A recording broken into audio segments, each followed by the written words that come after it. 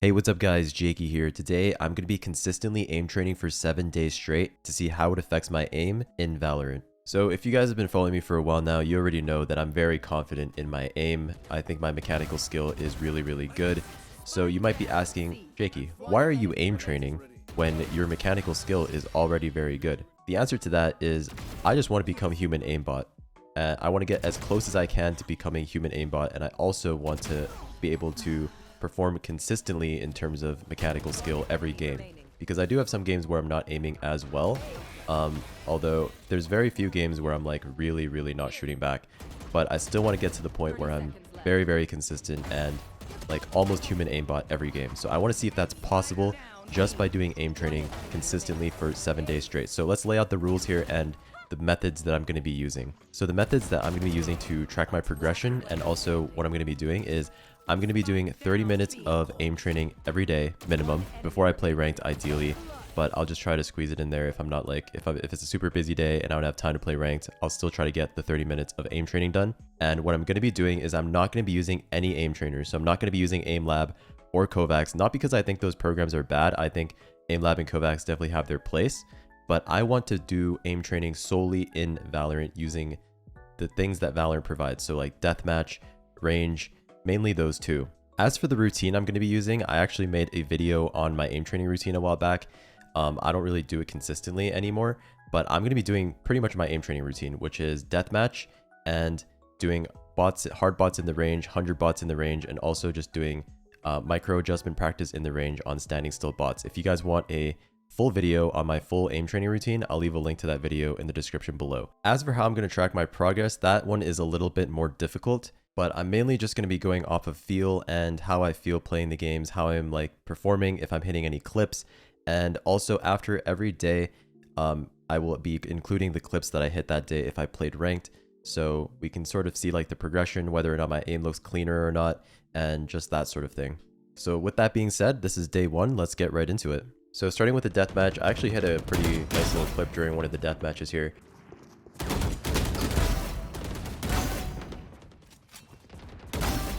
3 kills. 4 kills. Dominating. 86. After that, I ended up queuing 3 games for the day. For the first game, I got bind and I locked Jet. And honestly, it was just an unlucky game because one of our teammates got tilted off pissed around since the enemy team like clutched up a 1v3 or something, and then he just ended up no-comming for the rest of the game. So it was just kind of unlucky. That game was really hard to win. Moving on to the second game, I played Icebox on Killjoy. Ended up playing pretty well with a 1.4 KD, 22% headshot percentage, which is actually below my usual. Usually I get above 30% headshot. And then moving on to the final game of the day, I played Cypher on Bind, and I ended up going 18 and 12 with a KD of 1.5 and a headshot percentage of 29%, so pretty solid right there.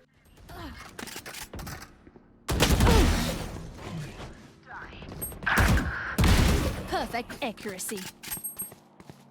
One enemy remaining.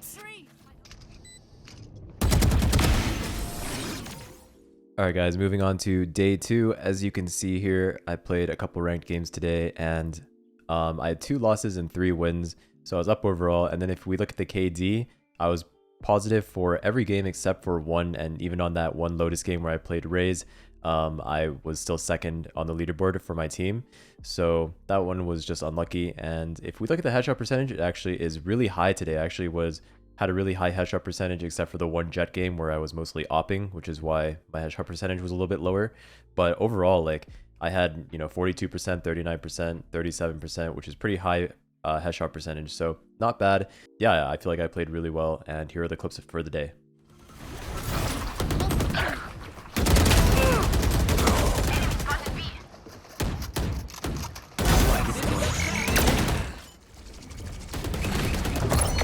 One enemy remaining. 3 out of 5.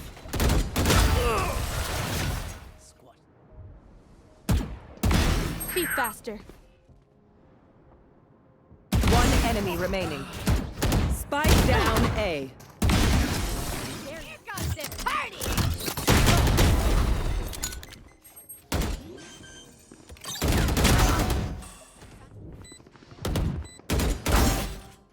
Alright guys, for day 3 I only played 2 games of ranked, but both of them were a W, and for the Jet game I was negative, but I was still second on the board for my team, and I was doing my job entering, so it's all good. The headshot percentage for both games was really good. Anything above 30% for me is, I would consider really good. And for the Cypher game on Breeze, I went 1.8 KD, and I was hitting some pretty nice shots as well, so pretty solid day of ranked, and here are the clips.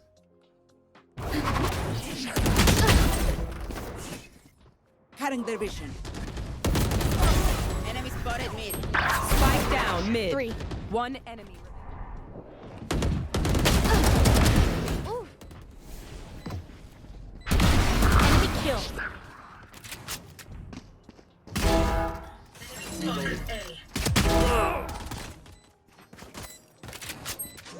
One enemy remaining.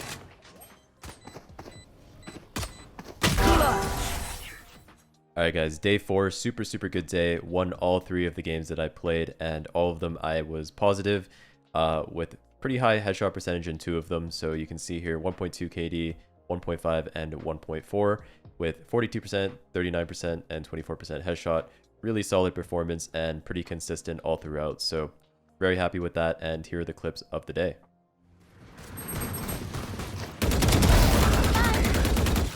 Knife deployed. Night night. One suppressed. One enemy remaining. No charges left. Trevor. Give me those back. One enemy remaining.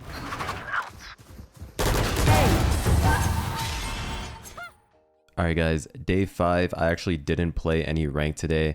So today I just played 30 minutes of my aim training with deathmatch and the range, and I didn't actually end up playing any ranked. So yeah, super busy day, I just couldn't play any ranked, but I still managed to do my 30 minutes of aim training for the day. Alright guys, moving on, day 6 here. Played 5 games and most of them went pretty well, with one of them going very poorly. I was actually on the bottom of the entire leaderboard because we started off really bad, just getting stomped.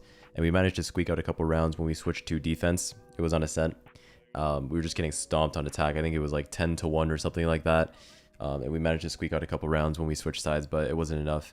And I played pretty poorly that game, but all the other games today were pretty solid. Yeah, really high KDs and headshot percentage staying high as well. So not too bad other than that one Ascent game where I played pretty poorly. But other than that, pretty good.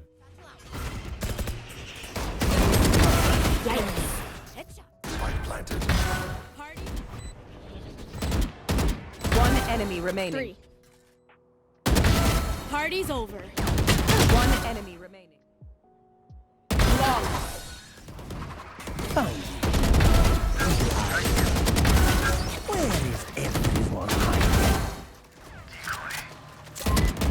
One enemy remaining.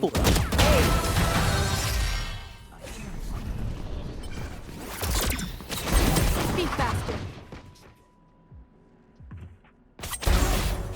Got him.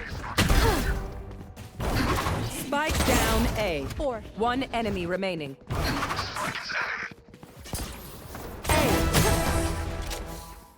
Alright guys, and that brings us to day 7, the final day, and my final thoughts on the entire thing. So I didn't play any rank today just because I was really busy, but I did aim train just to keep up with the tradition for the video.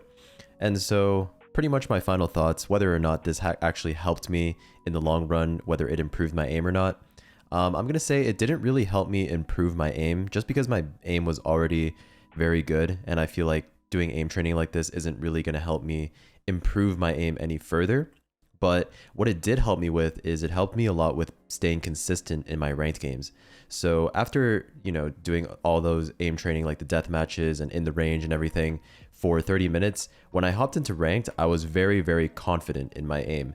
There wasn't really any times where I felt jittery or shaky. I feel like doing all that aim training beforehand, before I played ranked, really helped me with my confidence. And so I started off hitting more shots, and there wasn't really a period where I had to sort of warm up or anything like that because I was already very warm going into it. So if anything, that's what it helped me with. It helped me with staying consistent, and it helped me with, again, just feeling more confident in myself. So moving on, am I going to keep doing this every time I play ranked? The answer is obviously no, because 30 minutes of aim training before you play ranked every time is just, very insane. It's like a huge waste of time. If anything, I'll just spend 5 to 10 minutes warming up in deathmatch. I feel like that will just give me the same effect of being consistent and confident in my aim. But yeah, 30 minutes of aim training is just too much. But if you are someone who is struggling with your aim and you're looking to improve your aim, then this might actually be beneficial for you to put in time aim training. But like I said, for someone like me who already is very strong mechanically, I feel like the 30 minutes of aim training just really didn't help me too much in terms of actually improving my overall aim. So yeah, that's pretty much it. Hope you guys found this video interesting. If you did, make sure you leave a like, comment, and subscribe, and I will see you in the next one. Peace.